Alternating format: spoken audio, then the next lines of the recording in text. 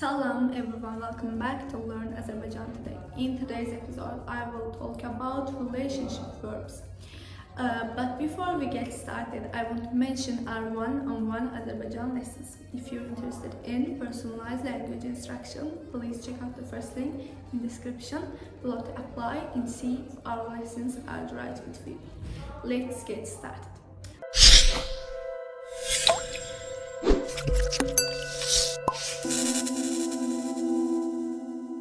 First one is tanımak, tanımak, tanımak, tanımak, tanımak.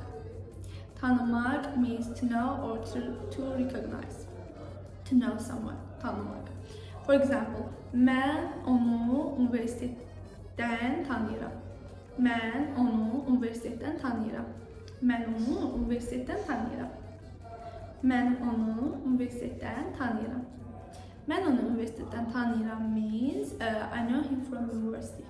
I know him from university. I know him from university. Mən onu üniversiteden tanıyıram.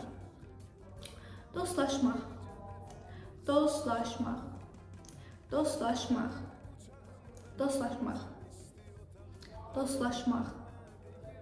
Dostlaşmaq. Dostlaşmaq means to become friends. To become friends. To become friends.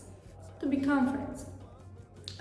Yani mesela, for example, biz uşaqlıqdan dostlaşmışıq. Biz uşaqlıqdan dostlaşmışıq. Biz uşaqlıqdan dostlaşmışıq. Biz uşaqlıqdan dostlaşmışıq means we have been friends since childhood. We have been friends from childhood. We have been friends from childhood. Dostlaşmaq. To become friends. Sevmek. Sevmek. Sevmek. Sevmek. Sevmek. Sevmek means to love. To love. To love. For example, o ailesini çok sevir. O ailesini çok sevir. O ailesini çok sevir. It means like he loves his family very much. He loves his family very much. He loves his family very much. O ailesini çok sever. And inanmak. İnanmak.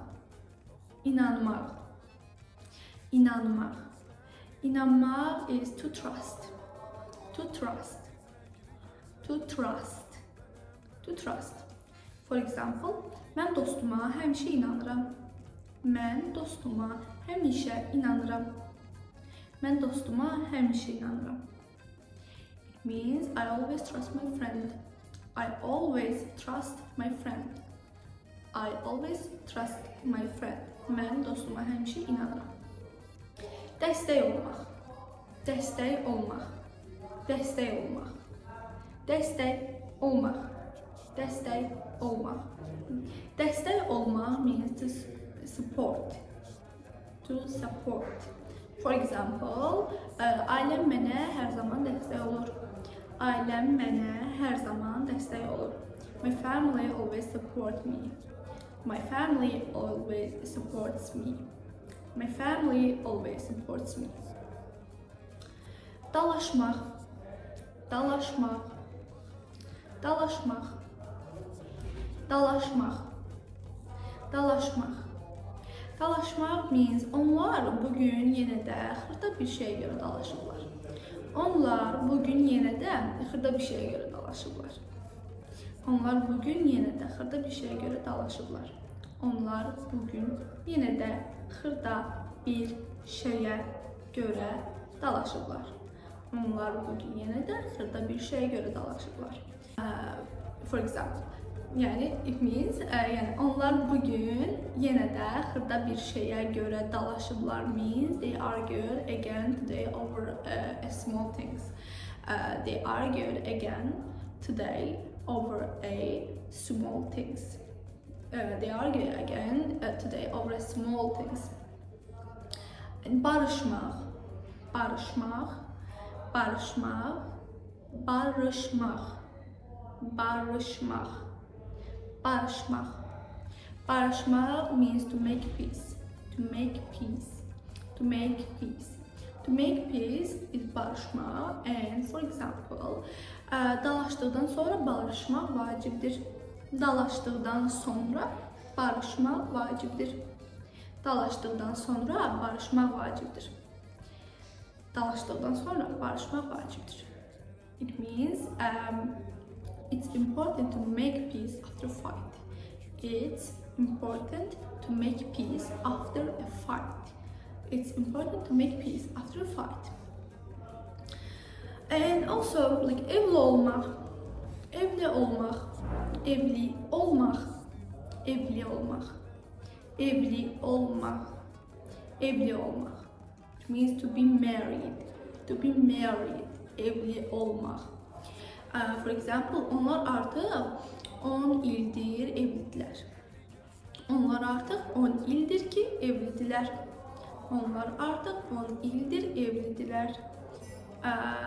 Onlar artıq 10 ildir evlidirlər means they have been married for 10 years. They have been married for 10 years. They have been married for 10 years. Ayrılmaq, ayrılmaq, ayrılmaq, ayrılmaq, ayrılmaq, ayrılmaq. Ayrılmaq means to break up, to break up, to break up. To break up means ayrılmaq. For example, uzun münasibətdən sonra ayrıldılar. Uzun münasibətdən sonra ayrıldılar. Uzun münasibətdən sonra ayrıldılar. Uzun münasibətdən sonra ayrıldılar means they broke up after a long relationship. They broke up after a long relationship. They broke up after a long relationship means uzun münasibətdən sonra ayrıldılar. Və for example, onlar uzun münasibətdən sonra ayrıldılar. It's the same. They broke up after a long relationship. And that's it. I hope you enjoyed. If you're interested in personalized language instruction, please check out the first link in the description below to apply and see if our lessons are the right fit for you. Don't forget to like, share and subscribe for more learning tips. Sağ olun, görüşürüz.